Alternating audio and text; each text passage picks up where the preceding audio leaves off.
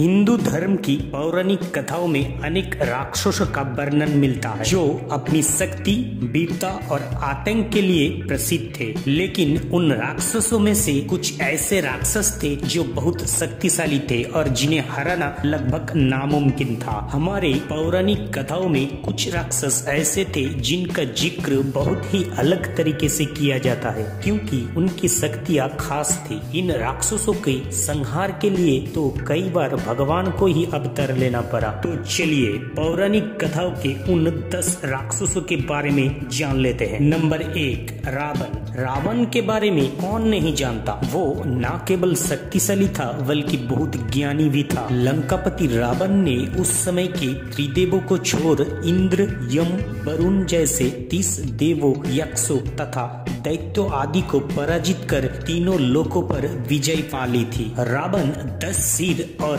20 भुजाओं वाला राक्षस था।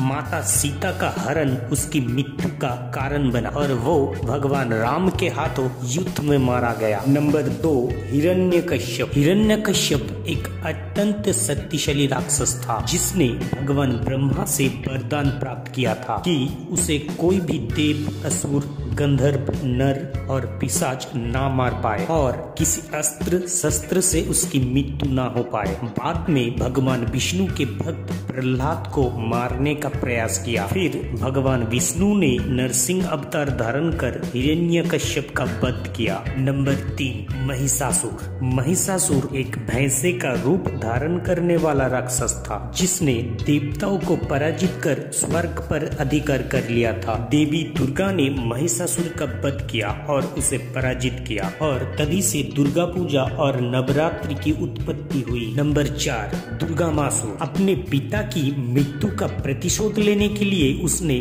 दिव्य ऋषियों से चारों वेद चुरा लिए क्योंकि उसे लगता था कि उसके पिता की मृत्यु दैवीय हस्तक्षेप से ही हुई थी। बाद में उसका वध पार्वती ने 1000 भुजाओं वाली भयंकर योद्धा का रूप धारण कर किया। नंबर 5, कंस। कंस मथुरा का राजा था और भगवान कृष्ण का मामा। उसने न केवल अपनी प्रजा पर बल्कि अपनी बहन पर भी अनेक अत्याचार किए और भगवान कृष्ण ने आखिर में उनका वध किया था। नंबर 6, रक्तबीज। रक्तबीज को शिवजी ने वरदान दिया था कि उसके शरीर से अगर रक्त की बूंद पृथ्वी पर गिरती है तब उन जैसे हजारों राक्षस तुरंत पैदा हो जाएंगे। उस वरदान के कारण घमंड में आकर रक्तबीज माँ काली समेत कई अन्य देवियों का अपमान करने लगा। बाद में उसका वध माँ काली ने किया। नंबर 7, भस्मासुर। भस्मासुर को शिवजी ने वरदान दिया था कि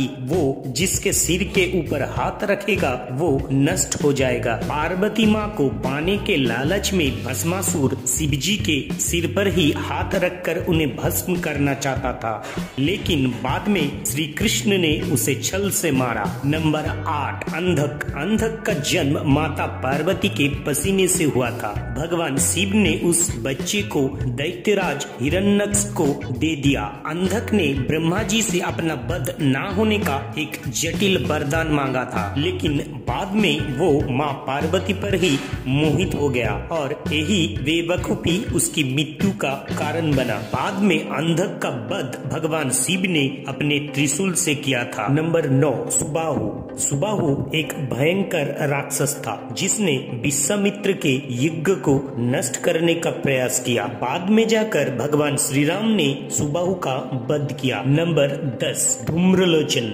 जो कि एक भयानक राक्षस था जिसने देवी दुर्गा के साथ युद्ध किया और मारा गया। वे महिषासुर का सेनापति था। अगर आपको ये 10 सबसे शक्तिशाली राक्षस का जानकारी अच्छा लगा है तो चैनल को सब्सक्राइब करके साथ रहिएगा। हम इस तरह की माइथोलॉजिकल स्टोरी इस चैनल पर लाते रहते हैं। हम अगले वीडियो में 10 सबसे शक्तिशाली भगवान के बारे में जानकारी देंगे। तो साथ रहिए, सुस्त रहिए। धन्यवाद।